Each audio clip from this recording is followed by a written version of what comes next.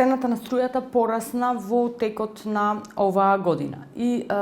компаниите веќе беа изложени на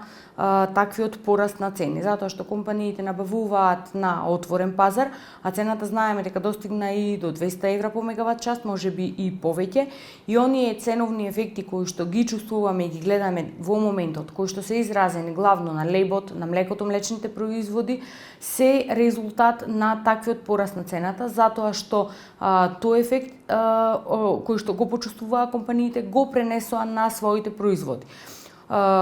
Доколку немаме нагли скокови на овие цени во иднина, не очекувам понатамошни ефекти врз цените кои што компаниите ќе ги пренесат на нивните производи, затоа што првиот ефект веќе е вграден во нивните цени. Од аспект на домаќинствата, претпоставувам дека е дел од прашањето поврзано, секако дека повисоките цени ќе се одразат на севкупниот буџет на домаќинствата и на стандардот на домаќинствата, главно заради повисоките цени кои што ќе ги плаќаат на цената на струја.